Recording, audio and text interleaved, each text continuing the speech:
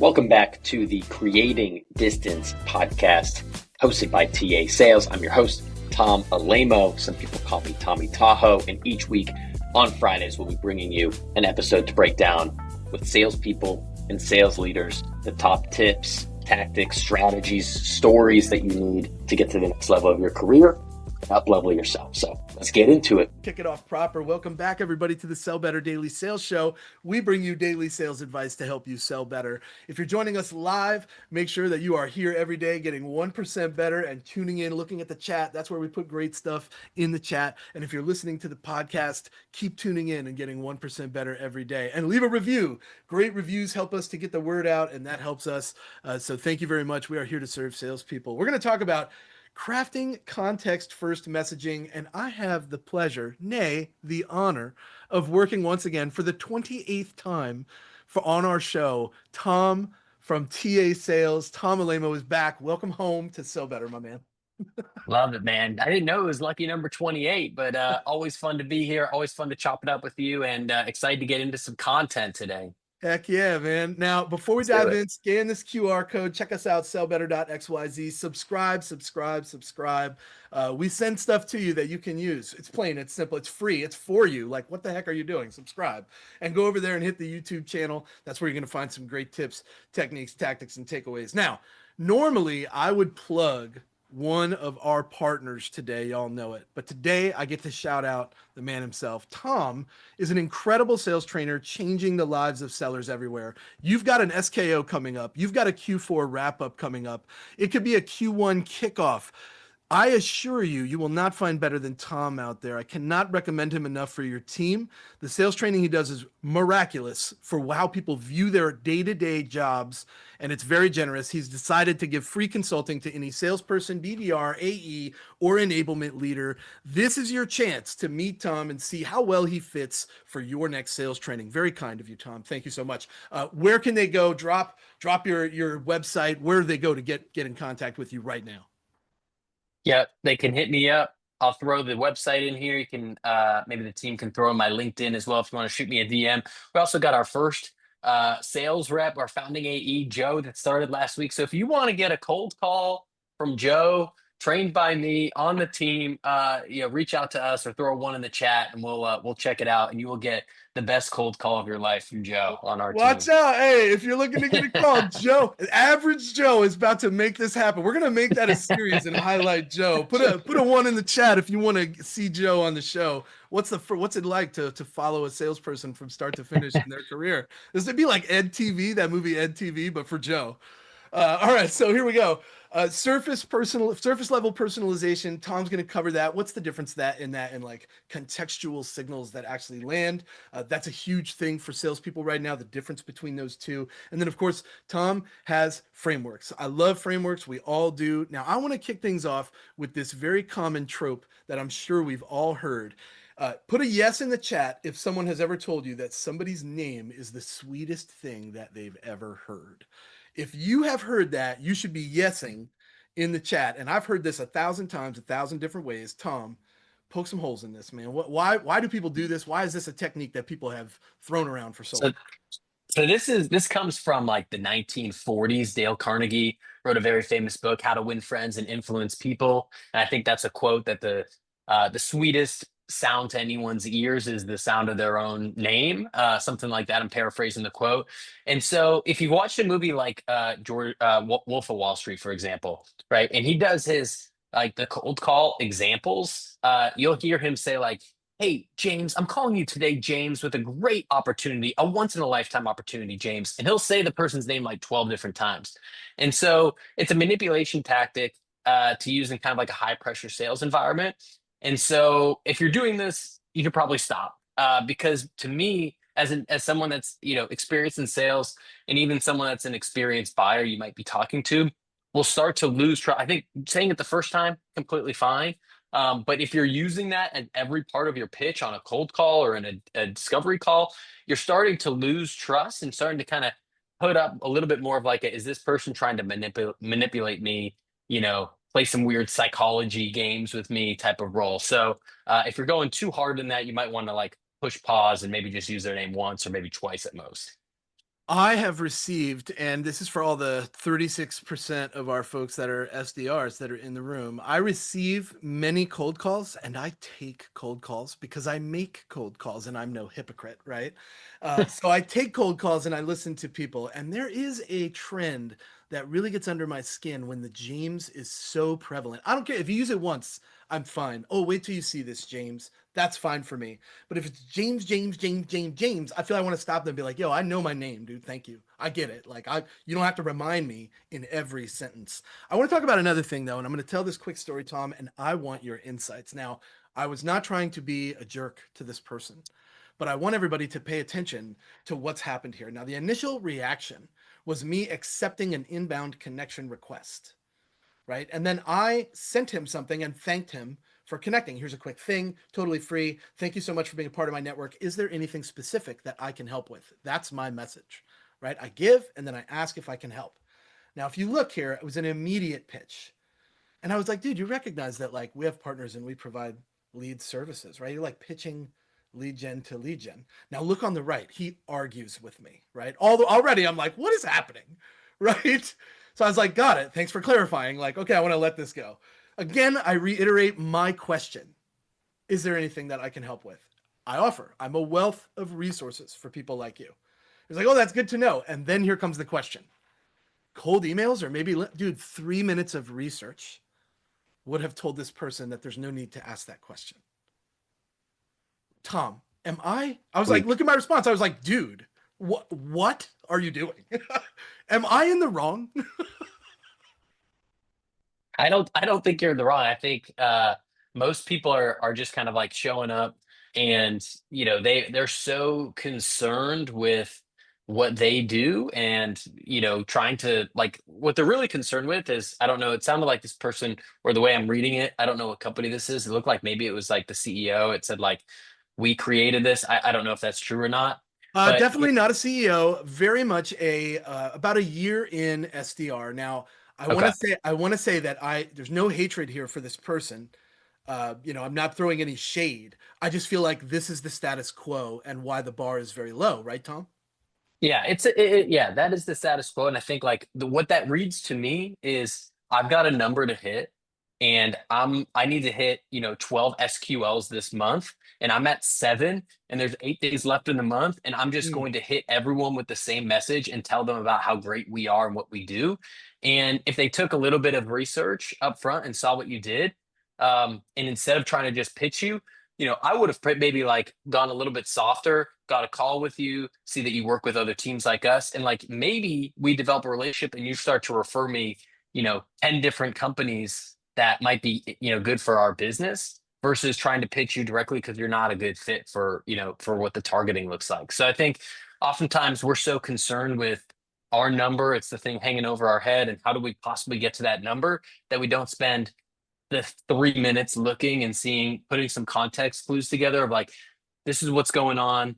James works here. This is what they do. This is what's happening from what I can see in the business, and coming with like some sort of hypothesis for why it's a good fit, versus just blindly reaching out.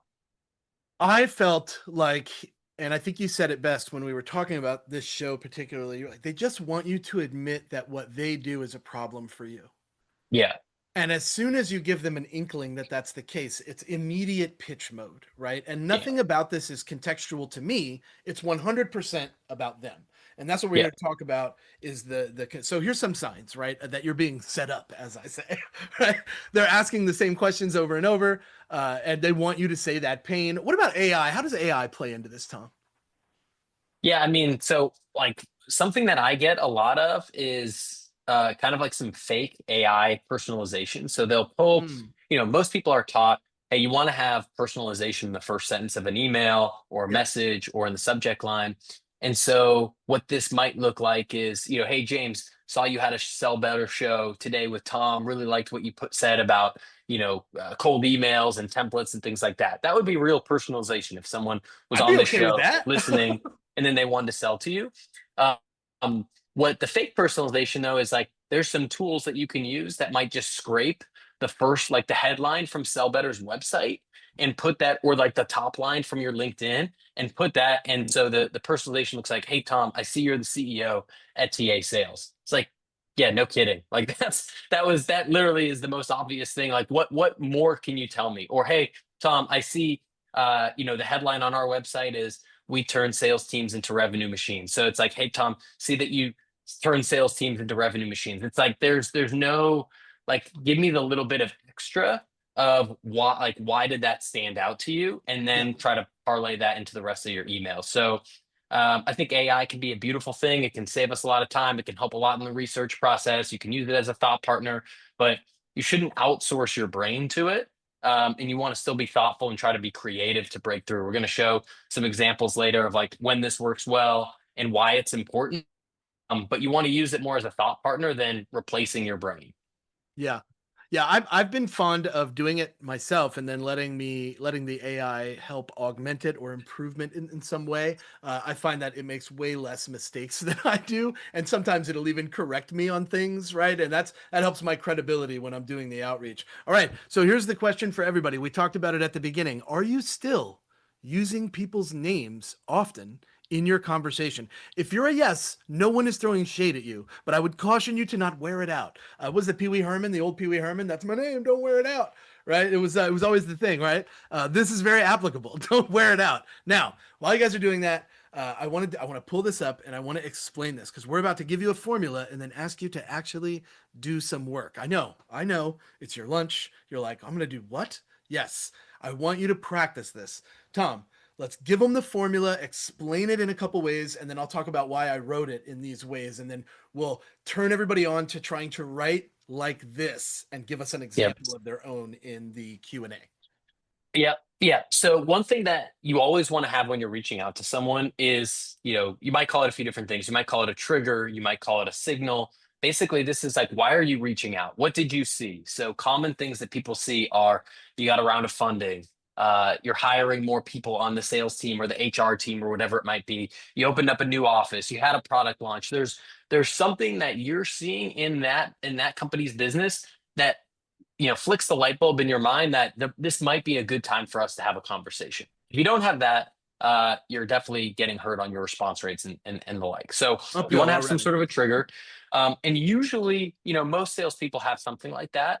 And then they stop there. And so they might say, hey, James, saw your Series C funding. Congrats, man.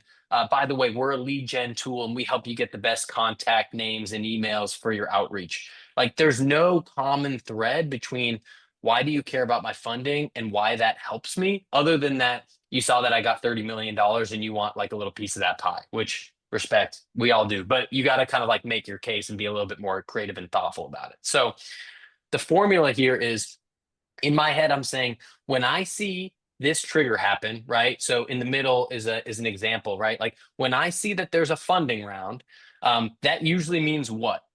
It means that there's new initiatives. In this case, it means you're hiring a bunch of salespeople and potentially other people. And then what happens after that? That means gaps come up in our world where we're doing sales training and coaching because people are hiring a lot. They're onboarding, their training program gets overloaded, and unless this happens, you might have a problem and we can help to solve that, right? And so unless you plan on hiring 7 different enablement folks and a bunch of frontline leaders, you might, have a gap, and that's oftentimes where we come in. So that's the formula of, more or less like when I see W, it means X. That requires Y. If you're not doing that, we tend to help, do Z. And so you could use that on an email. You could say that a little bit shorter on a LinkedIn message, and you can definitely use that conversationally on a cold call. All right, I love this because it really is reminiscent of what John Barrows used to teach, and he has an attention grabber formula that I won't repeat here, but go check it out. It's amazing, right? That formula is great. This is very similar in nature, and this is when you get this right, it works in almost every channel. And I just launched this question of like, what's your trigger? So you guys know the starting point. Look at the way that I've structured this, and I want you guys just try to write your own. If you want to put it in the chat, great. If you want to put it in the Q&A so it's a little more separate and we can take a look at it there, fine. But I want to get a couple and review them with Tom before the end of the show. So if you're brave enough and you want to try this formula, capture a screenshot here, Share it with people if you like, but just keep it for yourself. But use it and write your own sentence and see how well you do. We will put it up on screen and throw some stones at it in a little while. I'd love to do a breakdown. That'd Oh be fun. man, it would be so good, right? So I want to do that. Okay, check it out. Look at all these. Look at all. Before we talk about this stuff, check it out. Here we go. Most okay. So lots of people still doing the funding. Um, Yep. oh, Melanie is what she says is more about compliance. Okay. I like this. Okay, cool. And then look, new hires. That's a huge one for sales trainers, especially if you do like onboarding. Tom, that's probably a big one for you, right? But yeah, and the truth is like at any company, depending on your size of your territory and everything, you really only need like 1 to 3 good signals or triggers, and you just rinse and repeat.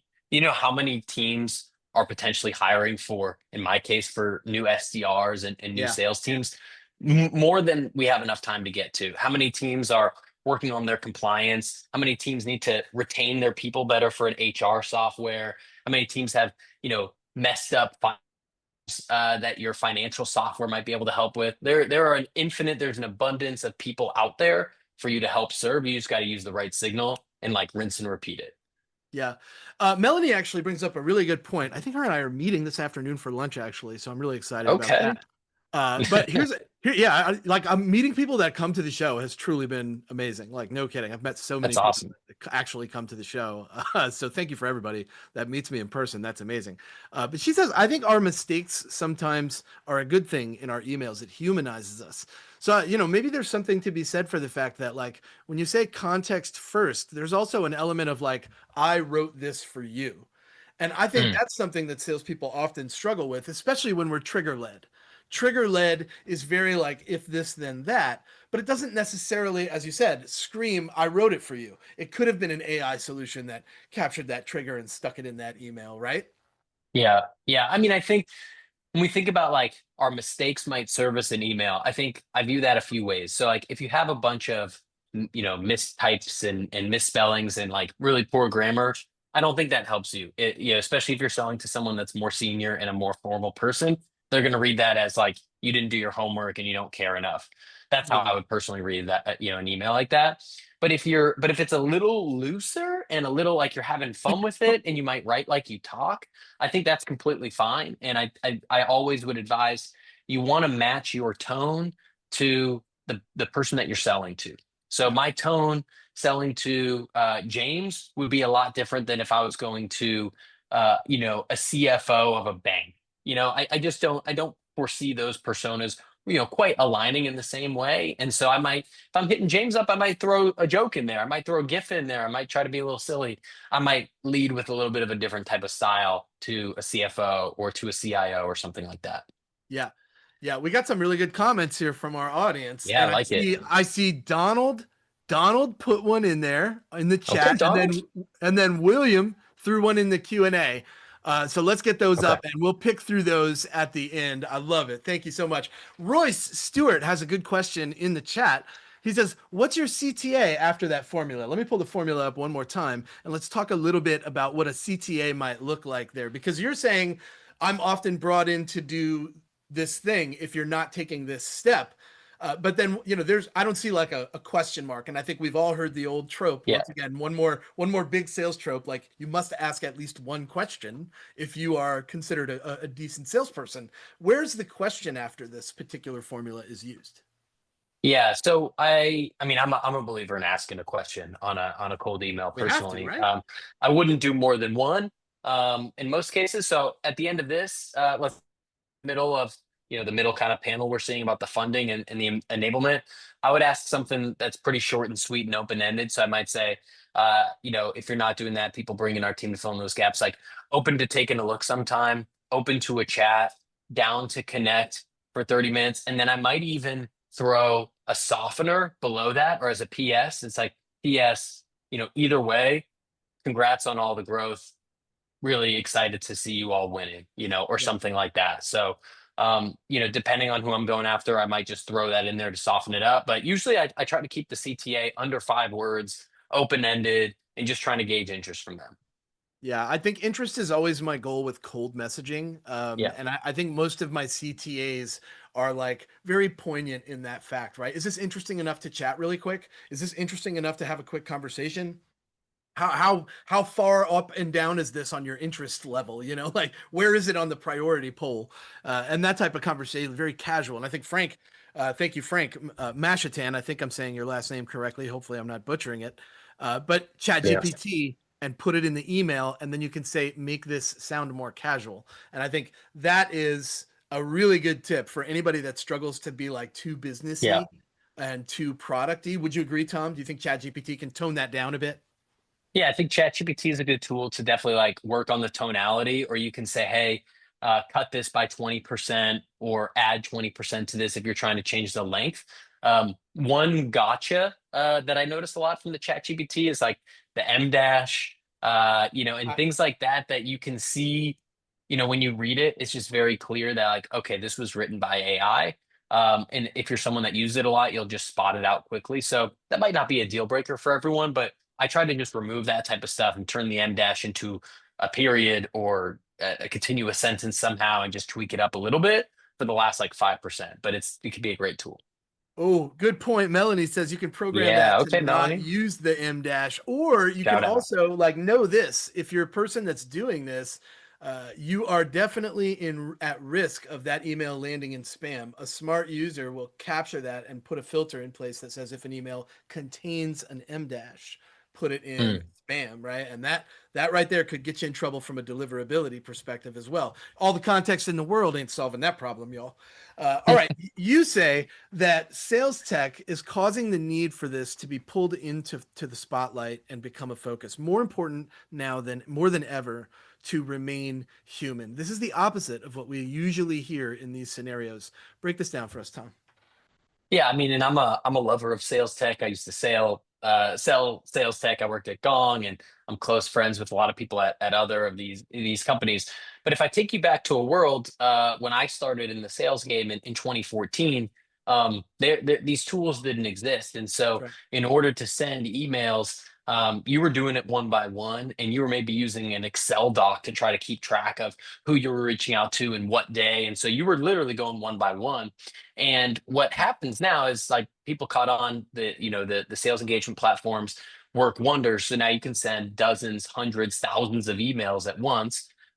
You throw AI emails on that, you can 10x the volume. And so what happens is, if you're everyone wants to sell to the CIO at Home Depot. Right. That person probably, I can't even imagine what that person's inbox and call voicemail box looks like. It's probably insane. And so if you want to reach out to someone that is in high demand, you need to stand out. You need to be creative in a different way. And so if you look like everyone else, you're going to end up in the delete box. And so I think all that volume is causing us to need to change the way that we're approaching new buyers and start to do things a little bit differently and more creatively to try to get their attention. So part of that is what we're saying in the messaging here. That could mean you're doing things like video. That could mean you're doing things like direct mail. That could mean you're stepping outside the box where you're sending donuts to people's office. That's something that we do over here a little bit. So like doing things like that stand out. But even if you're just sending a regular cold email, changing the approach from what everyone else is doing and from what the robots are doing is the way to break through. I always say that the multi-channel approach is often the most effective. And when you say Yeah. multi-channel, people often think like written message on as many channels as possible. It's not about written messages as much as it is about the diversifying of the touch points. By the time somebody talks to me, I need them to feel like they already know me. They already knew this was Yeah. coming. Yeah, spoil the gatekeepers. Melanie hits it Yeah. on the head. I love it. Tom, you brought us an example. I love real examples. You referred to this as bad personalization. Break this down because bad is one of those like ugly words that I hear and I think, well, that bad is a matter of perspective and experience. Why is this bad for most sellers, or in your perspective, why is this bad? Yeah. So I hate this email. And like in theory, you can Don't look hold at back, it and Tom. like Tell us how you feel. there's some decent parts of it. Like, it's pretty brief. It's easy to read, so we'll give it some credit on that. It's got a call to action at the end. They spelled my name right. Like, so there's some basics that they got. But like here's the issue. Let's look at the first thing that's supposed to catch my attention. Tired of chasing down meetings with sales development reps. I don't sell to sales development reps. I sell to leaders of SDR teams, but that is not at all a problem He's that off on I your solve. ICP there. So they're assuming. I think the reason that I hate this email so much is that it's making assumptions that are not true. And so to me, that's either bad research or it's AI research that they didn't fact check. So there's a few of them. One is, am I tired chasing down meetings with SDRs? No, that is not something that I focus on, but I'll keep reading. We helped another business in your niche grow in the request to demo and a decrease in the cost per lead on LinkedIn ads. We don't really have a requested demo on our site. I've never spent money on a LinkedIn ad. So now you're 0 for 3 on your assumptions. And then on the call to action, they're saying, would you be open to receiving more info on your LinkedIn program? We don't have a LinkedIn specific program. So the whole piece, like the language of it is not terrible, but there's just clear, it's clear that this research was either done by someone that doesn't know what they're talking about, or more likely it's just an AI generated email. And I'm actually, because of who this came from, which we blocked out, I think it's the latter. But to me, this is just like it had potential with how they're writing it and the thought process, but they were just completely off on anything that I might care about. Yeah, And yeah, I shout out to agree. Leanna counting 2 M dashes, which also leads me to say this was written by ChatGPT. Yeah, Leanna, good eye right there. I didn't even catch the M dashes. And I think maybe because like hi Tom, I think would be a comma for anybody that's ever learned how to write a letter when you were in like elementary school, right? But I didn't catch that at all. I also feel like this is one of those questions. Would you like to get more clients? I will slap you. Don't Yeah, ask me that. yeah, That is the yeah, dumbest question in the world. Thank you for playing. I want to compliment a couple things, and I want to ask you what would make this better because I feel like one, the data points stand out to me from a text perspective. I see the percentages and my eyes are drawn to it as a reader, right? So that's a good thing that's working for it. Also, I do think that this would fit on a cell phone, so it does meet that criteria for me. yeah, I hope those are good points that you recognized as well. I mean, you read on, yeah, I for sure. think. For sure. Yeah. Yeah. I mean, I think the length is definitely something that you could steal from this. Like hey, every good or bad email or call, you can, something that's good could have been better, something that's bad that there was good in it. I think that Yep. the length is good here. I personally also don't love just throwing out random ROI metrics. Yep. Like there's no, if it's another business in my niche, like I don't know if their request to demo, if that's something I cared about, if that increase means a lot to me or little to me, like it's hard to just make those assumptions unless like you really really know and they're going to say, hey, compared to this particular person that rings a bell in my head. That would make it more compelling, but to me that was just Yeah. like an instant delete. A lot of emails are instant delete. I can tell you now. I think people look at Yeah, it the wrong way. They're thinking, "How do I get my email responded to?" And they should be saying, "How do I make it so that my email doesn't get deleted?" That is yeah, stage one before anything else can happen. All right. yeah, So my next point is this: you say that we have to imagine ourselves as a decision maker that is being sold what we're selling. This is a real look at Tom, the CEO of TA Sales Inbox. Tom, yeah. talk us through why you wanted to bring this to everybody's attention for a moment. Yeah, I mean, I just took a screenshot of this from yesterday at a random point in the day. When I pulled up my email, I had, 42 or something unread emails. And this was the top, whatever this is, 12 that I saw on the initial page. And so you can see, some of these are from, like my Fathom note taker. This is someone accepting a request. I'm getting something from LinkedIn.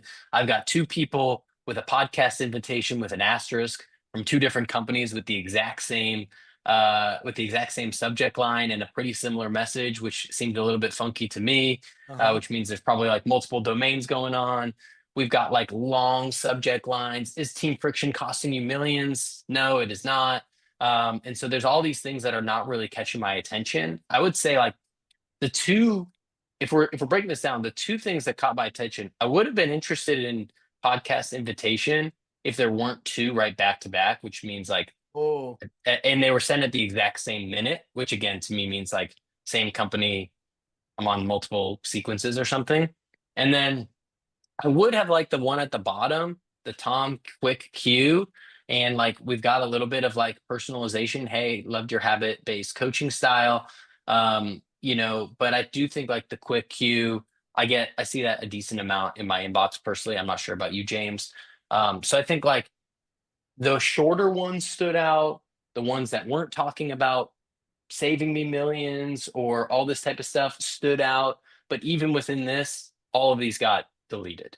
Yeah. I didn't read any of them. And so I nothing was compelling enough to get my attention. I think what's amazing there is that, you are the CEO and founder, and in most instances when people are reaching out to SMB mid-market, there is a decision maker that is often not the CEO, the founder. We're selling to, Yeah. let's play with it actually. Let's actually ask the audience, since they're all in the room here today, what is the Yeah. title? Drop the title that you specifically sell best to in the chat for me. Right? Are you selling to CTOs, CROs? Are you selling to CIOs? Are you selling to VPs? What is the title that you sell? There you go. CMO, CRO. Tom, VP of sales, right? CMO coming in hot. Directors and VPs. I noticed there is a lack of CEOs in here. There you go. William, he sells directly to CEOs, right? But most of these individuals are not selling directly to the CEO. Imagine what these actual decision makers that you and the rest of the folks in this audience are targeting looks like. It's no wonder that our stuff sometimes gets missed. We're moving right along. We got some great questions in here, and I want to leave Yeah. time for all the questions, but we got to get through. We got one more thing to show you. I never want to do these without showing you something that Tom or us would deem as a good email, a great email. And there's a few things to pick up on this email, and I know some of you are going to call it out, but Tom, this is one you classified as good personalization, good contextual. Yeah. It hit the mark for you. Break it down for everybody. How did this win? Yeah. So this is an email that was sent to one of our coaches, my friend Sean, and he liked it so much. Not only did he take the meeting, but decided to share it with when we were on a call with one of our clients. I'm sorry for like the X there in the middle of the email. That's not intentional, but we can kind of read around it. So if we skim this email, like there's a few things that might stand out to you. First of all, this is on the longer end of a good cold email. I think we can see it in this screenshot. It's definitely not passing like the one thumb up, test on a mobile. But this person is overriding that because of how personalized it is. So, Yeah. subject line, my white whale. This was a reference to something that Sean posted on LinkedIn. So, if I see that and that's something that I posted, that initially gets my attention. Okay. Then we get into the first piece, talks about some of the stuff that Sean's been sharing. There's an M dash, but it's only one dash instead of two. The two, like the longer dash is clear AI writing. The one dash is like, I just typed that as part of my email. So that's a nuance, but I think if you're going to do an M dash, do the one dash versus the two or three, which is AI prompted. But you can see that this person really personalized something about, he posted about a white whale. He's making a joke about, grabbing their harpoon, right? So they're playing with it. Then we get into like some more personalized research. Hey, I talked with other people at your company. Here's what I'm seeing. Here's what's going on about the process from what I noticed. Here's pretty much like where I'm at. I tried to talk to this other person. She's on mat leave. I know you're new to the team, but I can assume that you're trying to make a splash. Curious, opens up a question. And then has at the very end there, like the softener of like, hey, if I'm way off, feel free to tell me to kick rocks and I'll get out of your inbox. So to me, this is just like, this is a fantastic cold email. Now, here's the thing, you can't write 500 of these a day. And that's kind of the point. And if you're someone that, is compensated on a ton of velocity, this might not be your play. But if you're selling to enterprise, if you're an AE, if you're an AM, if you're doing any sort of strategic work, taking the 20 minutes to write this email will do you better than sending 12 unpersonalized emails in the same amount of time. Mhm. Because this was good enough not only to book a meeting, but also for Sean to have this in his back pocket for when I said, hey, what's a good email that you would show to a team? And this was the one that struck him. I like this, and I want to talk about the length for a moment before we Yeah. get into the Q&A and look at William's submission. So cool that we got somebody to submit an email for us to review. I will note that it is a little on the lengthy side too, but I think it's pretty good. We're going to talk about it here in a second. But I want to say this, right? All of the emails that are automated for years now, we have all been saying, write small emails. It has to be consumable, make it fit on a cell phone screen. Because that's become the norm, our leaders are conditioned to be a little bit suspect about these styles of emails. The pattern interrupt of writing a longer email is probably something that's going to come back into focus as people tend to avoid automated and AI written emails that they will immediately delete because a person didn't write it. I'm not saying that we should do this everywhere. And the number one question that we get asked as sellers is, yeah, but how does it scale? Sometimes things aren't meant to be scaled, they're meant to be effective. And this is a great example of writing something that is effective and not Yeah. scalable on purpose. Tom, agreed?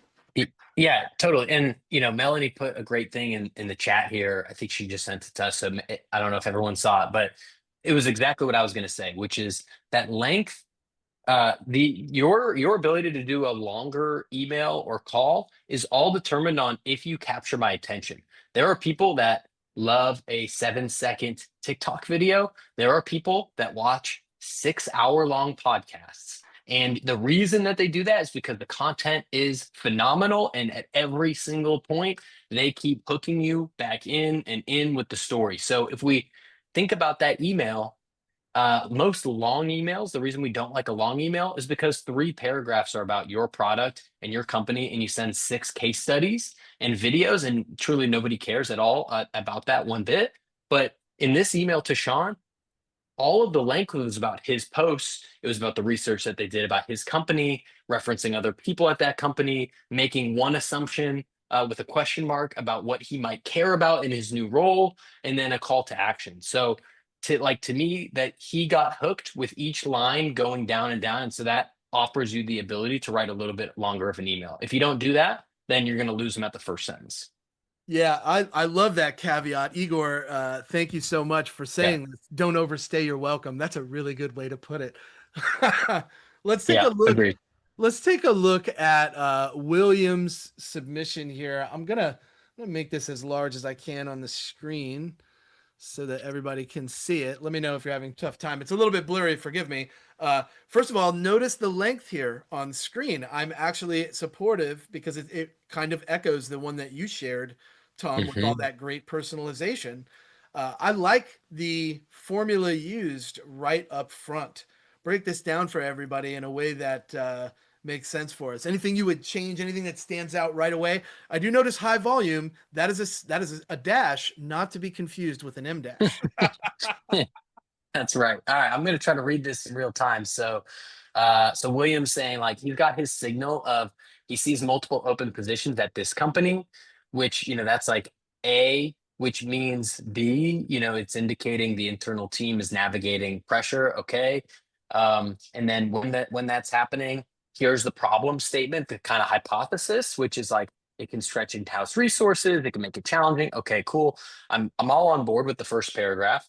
Yep, Second paragraph, he's saying we've successfully supported other people. He's having a little bit of social proof there. This is how we help teams, and then we're getting to a call of action. If you're open, I'd appreciate the opportunity for a brief call within the next. So I think the bones of this email are great, and I wouldn't really change the structure of it. I do think like this would be a great use case. I might go, either personally or I might go to ChatGPT and I might just like thin it out a little bit.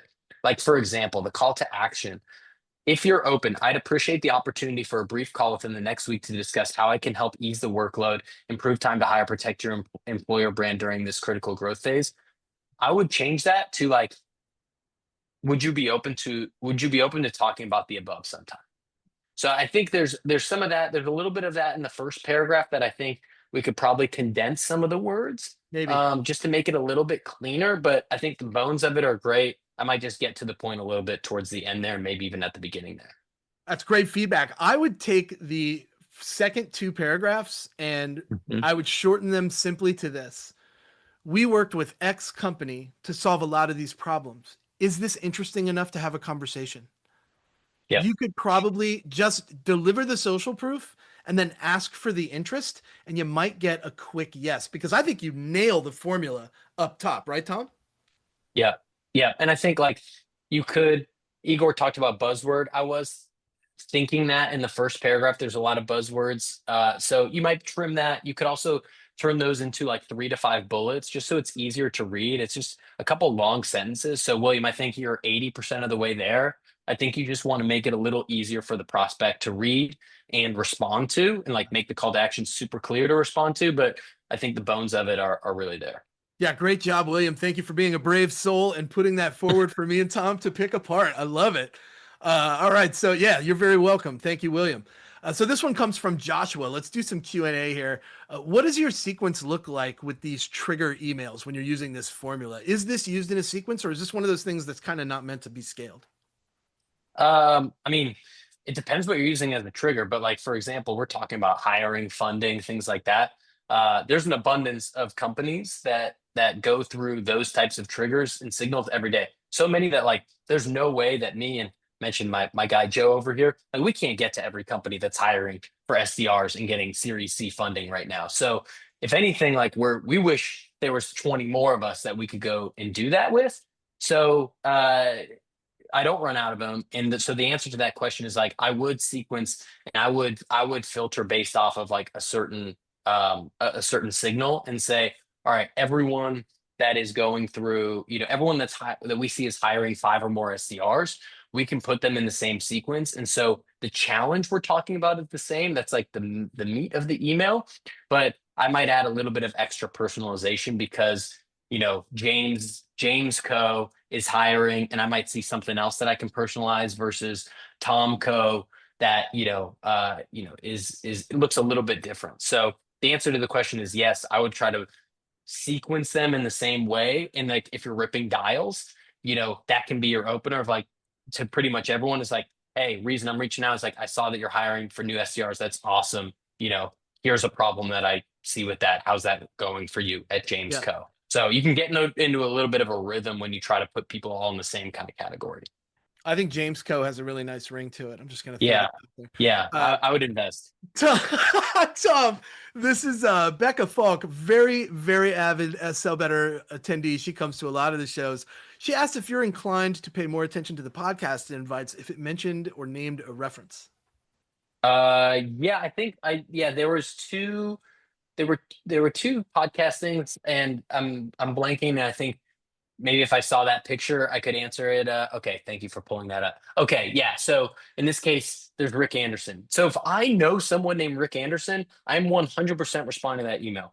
I have never met someone named Rick Anderson before in my life, so I don't know who they're either that or I'm like way off base. But that to me that's like potentially fake personalization. But if I worked with Rick at any point, I'm answering that email because I want to I would consider that disrespectful to Rick, who might be in my network and I might know him if I don't at least acknowledge that email. Now, whether or not I want to go on their podcast, a whole nother story, but I would respond to that email.